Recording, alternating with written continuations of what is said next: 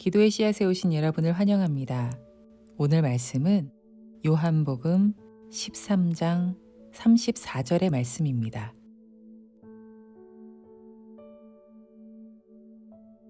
새 계명을 너희에게 주노니 서로 사랑하라. 내가 너희를 사랑한 것 같이 너희도 서로 사랑하라. 효율과 논리가 참 중요하게 생각되는 세대입니다.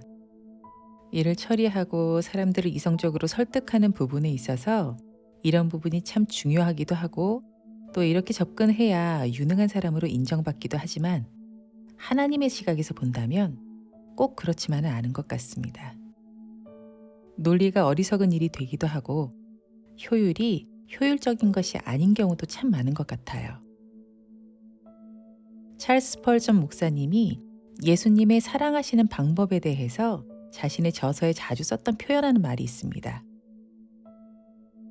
예수님은 각 사람을 마치 세상에 그 사람만 있는 것처럼 사랑하신다. 예수님은 사람에게 사랑과 애정을 쏟아 부으실 때 철저하게 한 사람에게만 집중하셨고 그 사람에게만 맞추어서 사랑하셨다라는 겁니다. 이것은 마치 숲을 보지 않고 나무에만 주목하는 사람과 같다라는 것인데 요즘 세대 시각에서 보자면 이만큼 비효율적이고 어리석은 일이 또 어디 있겠어요. 예수님은 우리 사람을 사랑하실 때 이렇게 어리석은 사람이 되기를 마다하지 않고 사랑하셨다라는 겁니다. 생각해보면 우리에게 역시 어려운 일이지만 예수님께는 더욱 어려운 일이 아니었을까 싶습니다. 예수님은 다니는 곳곳마다 무리들이 쫓아다녔고 그렇게 수많은 사람들을 집단적으로 만날 수밖에 없는 환경이었기 때문에 한 사람씩 개별적으로 만나고 대한다는 건 참 어려운 일이었을 것 같아요.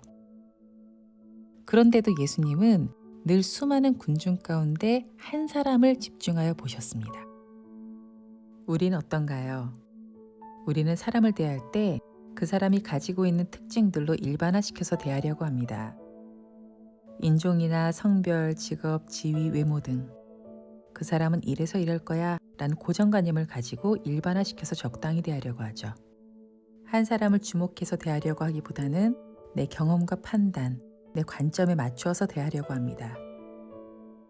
하지만 이런 우리에게 예수님은 이렇게 가르치고 계세요. 내가 너희를 사랑한 것 같이 너희도 서로 사랑해라.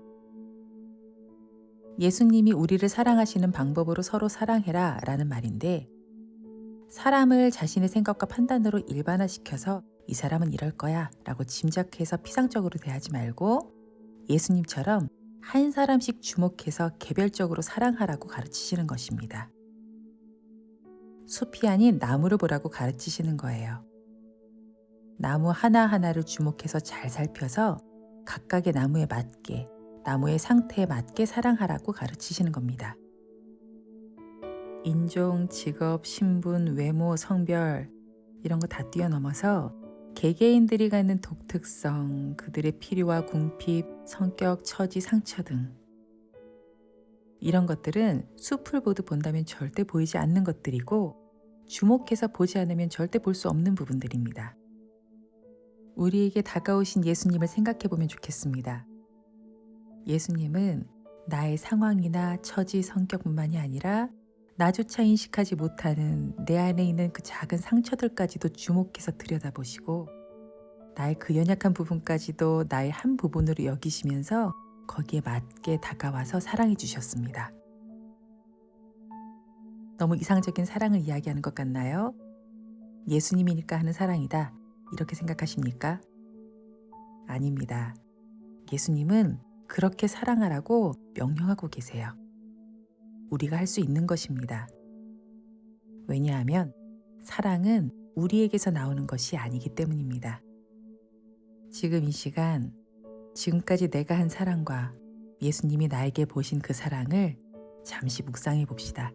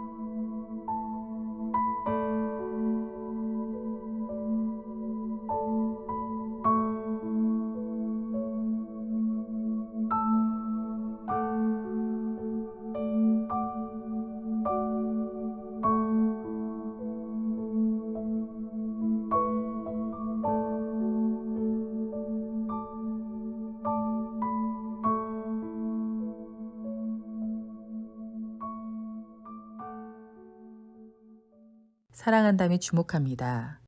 대충 보지 않습니다. 사랑한다면 하던 대로, 습관대로 하지 않고 주목하여 보아 그의 성품과 필요와 그의 상처와 그의 결핍까지 모두 다 주목해서 거기에 합당한 사랑을 하게 됩니다. 예수님은 우리를 그렇게 사랑하셨고 그렇게 사랑하셨기 때문에 우리 가운데 구원과 회복이 임하였음을 고백합니다.